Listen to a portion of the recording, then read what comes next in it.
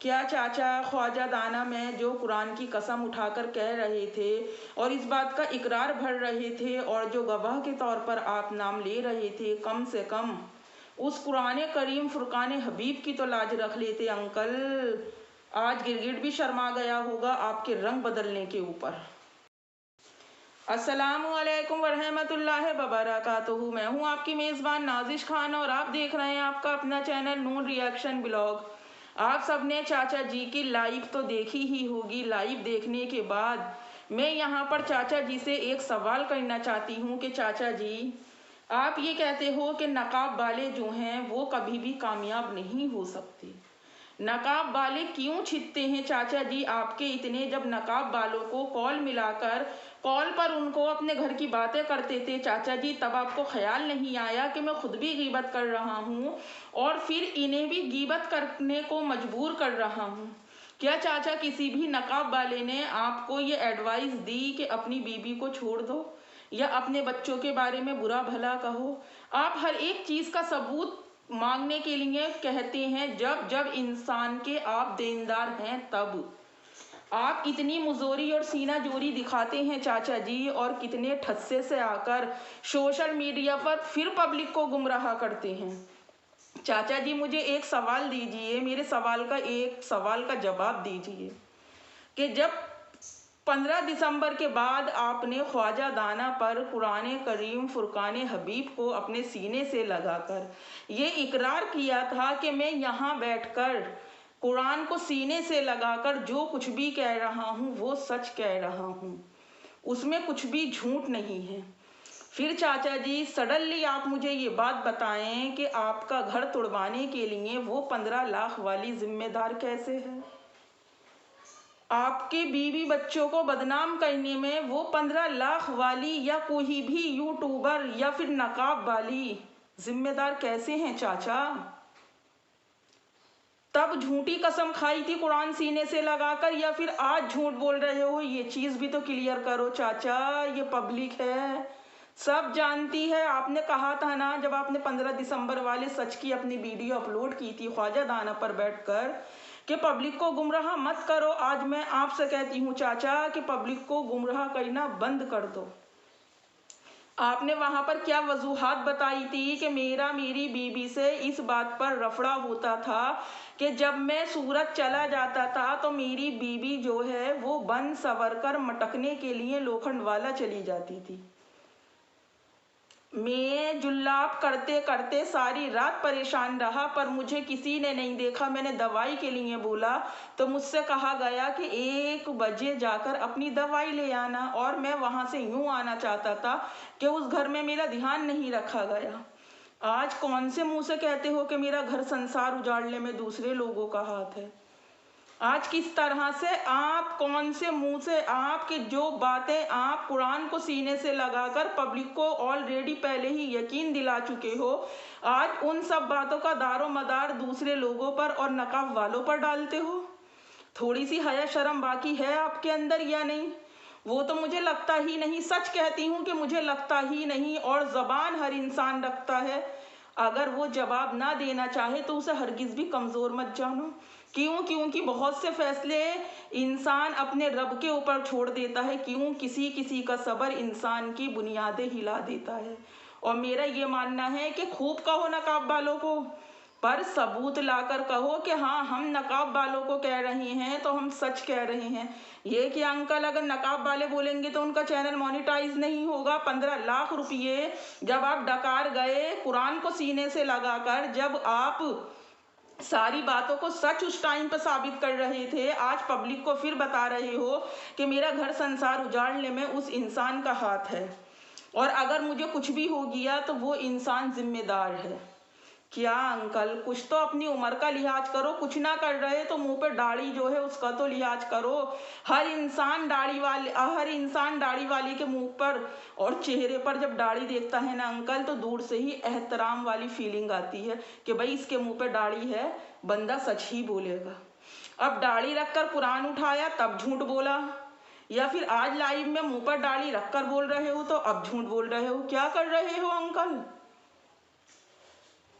और फिर अंकल जब उस 15 दिसंबर की रात को पूरी सोशल मीडिया पर चीख चीख कर बता रहे थे कि मेरे 15 चमाट मारे, वो छुरी लेकर आई मुझे मारने के लिए। अंकल तब तो आपने कोई भी एफआईआर नहीं करवाई, तब तो आपने किसी भी पब्लिक को या किसी भी कमिश्नर या एसएसपी के पास जाकर आपने गुहार नहीं लगाई कि मुझे मेरी जान का खतरा है। इसका मतलब आपकी बीवी जो कहती थी कि ये इंसान झूठा है, तो फिर आप झूठे थे। इतने तो बच्चे हैं नहीं अंकल। और फिर आपको ये भी पता था कि वो सारा रायता मेरे घर में 15 लाख वाली फैला रही है। अभी हफ्ता 2 हफ्ता पहले तो आप उनकी लाइव अटेंड करके आए थे, तब आपको पता नहीं था, या सडनली आपको पता चलता है कि जो कुछ भी आपके घर में करवाया है उस 15 लाख वाली ने करवाया है। वाह अंकल, जीप वाला जीता और माल वाला हारा और भाई जमैया मस्त। और आप कह रहे हो कि वो 15 लाख रुपये में मेरे पास ये सबूत है अंकल। अब से 7 महीने पहले भी आपने अपने बैंक का स्टेटमेंट दिखाया था। फिर स्टेटमेंट दिखाने के बाद आपने कहा था कि मेरा दूसरा ब्लॉग आएगा, पर वो ब्लॉग आपका आज तक भी नहीं आया। पब्लिक वो दूसरा ब्लॉग आपको देख ही नहीं पाई। फिर 7 महीने के सडनली आप एकदम से लाइव आते हो, फिर आपकी वही जबान। तो अंकल एक जबान, क्योंकि इस जबान से हम धी बेटी पराए घर देते हैं, पराए घर की बेटी अपने घर लाते हैं अंकल, तो थोड़ा अपनी जबान का पास रखो। या फिर अब इस बात का कसम खाकर इकरार कर लो अंकल कि जो आपने अपनी कल की लाइफ में बोला है वो हकीकत है। या फिर उस बात का इकरार कर लो अंकल कि आप झूठ बोल रहे हो। और मुझे पता है मेरी वीडियो देखने के बाद ये इंसान मेरे नाम का पर्चा हर हालत में फाड़ेगा। क्यों? क्योंकि जब जब भी जो इंसान इनका सच बाहर निकालने के लिए आया है, इनका सच अगर पब्लिक ने इनके एक्शन पर अगर अपना रिएक्शन दिया है, या किसी भी यूट्यूबर ने इनके एक्शन पर अपना रिएक्शन दिया है, तो इन लोगों ने बदनाम ही किया है। आप वो 15 लाख रुपये लेके भी गुनहगार नहीं है। हम आपके एक्शन पर सिर्फ रिएक्शन देकर ही अंकल गुनहगार है, परेशान हाल है।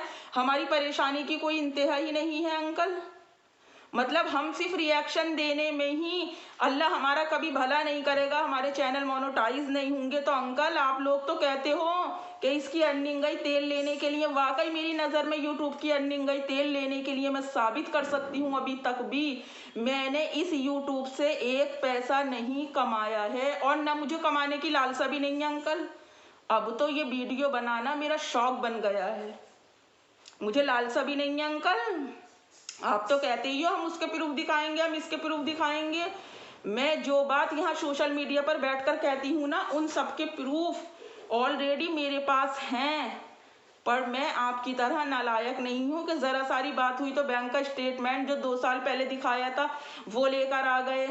झूठ, जब उस स्टेटमेंट को दिखाकर कह दिया कि हम सच्चे हैं, आज उसी स्टेटमेंट को दिखाकर कह रहे हो कि सामने वाला झूठा है।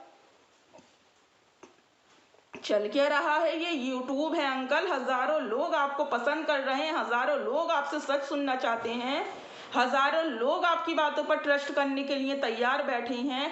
तो जिस पब्लिक ने आपको इस मुकाम से उठाकर उस मुकाम तक पहुंचा दिया, आप उसी पब्लिक का सी बना रहे हैं। कभी कहते हो जी मेरा घर तो मेरी बीबी ने तोड़ा। क्यों तोड़ा? क्योंकि उसका बेटा खराब था। 7 महीने पहले की वीडियो बनाई तो उसमें इकरार किया, उसमें गवाह भी बताए, गवाहों के नाम भी बताए कि अगर ये लोग वापस आते हैं तो मैं उन 15 लाख का खुलासा करूंगा। अभी जिन हमारी आंटी से या हमारी आपा से आपका भी फड्डा हुआ था पिछले दिनों में, उन आपा ने भी अपनी इस बात को क्लियर किया था कि 15 लाख का सारा जो भी रायता आप फैला रहे थे उसका जिक्र उनके घर और उनके सामने भी आया था। तो अंकल कुरान की कसम भी आपने झुठला दी, उन गवाहों को भी आपने झुठला दिया। तो अभी आप इस दुनिया में कितना सीना चौड़ा करके चल रहे हैं। और अगर हम आपकी बात पर खाली सिर्फ एक्शन पे आपके रिएक्शन दे दें तो हमारा बेड़ा गर्क होना है। कभी अपने आगे को भी झांक के देख लें अंकल, कभी इस गिरेबान में भी झांक के देखो। फिर अंकल आपका क्या होगा? आप जो पराई धी बेटी पर पहले उन्हें बेटियां बनाते हैं, फिर उनके जिस्मों को ताकते हो, फिर उनसे अपने अफेयर होने का दावा भरते हो, पर सबूत नहीं दिखाते अंकल।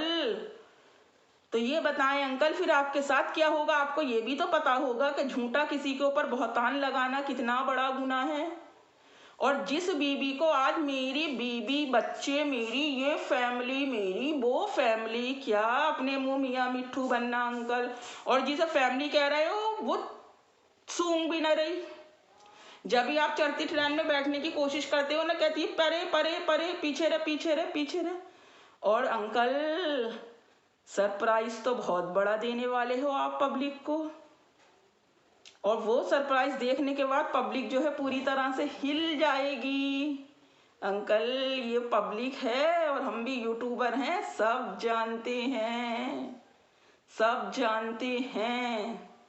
जो भी आप खिचड़ी अंदर ही अंदर पका रहे हो ना, बेफिक्र रहो मेरी पब्लिक, बहुत जल्द इनकी मैरिज एनिवर्सरी को बहुत बड़ा धमाका होने वाला है। मेरी पब्लिक इंतजार करे, फिर मैं अपनी पब्लिक से सवाल करूंगी कि ये बताओ इतने कीड़े डालने के बाद ये शख्स आज भी यहाँ से उठकर वहां पहुंच चुका है।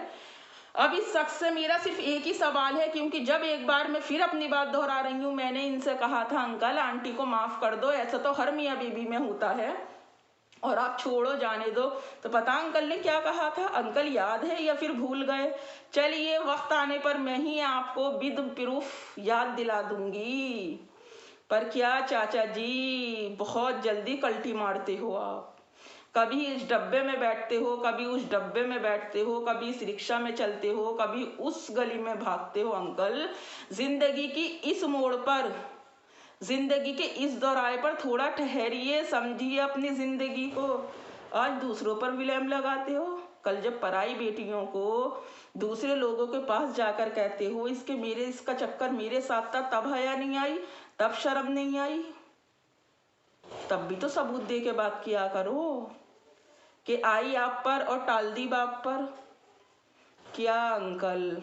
हाँ, बहुत ही अफसोस वाली बात है। आज कहते हो मेरी उस शादीशुदा जिंदगी में बहुत सुकून था, और जब 7 महीने पहले 15 दिसंबर का सच बताने बैठे थे तो उनके बड़े बेटे ने भी गालियां बकी थी, छोटे बेटे ने भी मारा था, और वो आपको मानने के लिए कहला रहे थे नाइफ।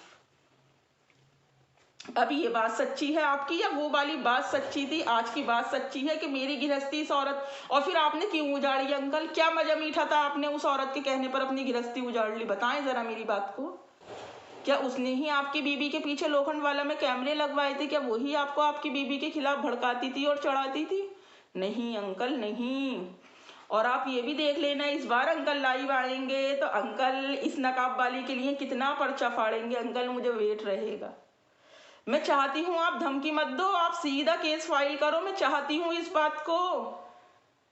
बहुत पुराना हिसाब है अंकल आपके पास, आप केस फाइल तो करो जरा।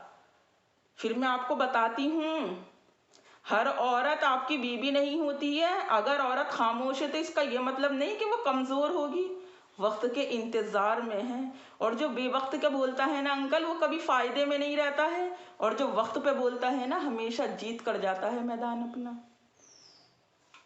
और थोड़ी गैरत खा लो, शर्म खा लो कि 15 लाख लेकर भी उसी औरत को चोर झोलर और जाने क्या क्या बोल रहे हो। अंकल थोड़ा लिहाज खाओ, शर्म कर लो। और अंकल माफ कर दीजिएगा अगर मेरी किसी भी बात से आपको तकलीफ हुई तो। क्या करें अंकल, पब्लिक है, सब जानती है। जिसको पसंद आए वो भी लाइक करो, नहीं पसंद आने वाले ज्यादा से ज्यादा लाइक करो, और चैनल को सब्सक्राइब करके बेल आइकन प्रेस करना हरगिज नहीं भूलो। नेक्स्ट वीडियो में फिर मुलाकात होगी, तब तक अपना और अपनों का ढेर सारा ख्याल रखो, मुझे भी अपनी दुआओं में याद रखो। अल्लाह हाफिज। अंकल 2 दिन बाद जो आप लाइव आ रही हैं तो अंकल बता देना मेरी एनिवर्सरी को क्या धमाका होने वाला है आपकी। अल्लाह हाफिज।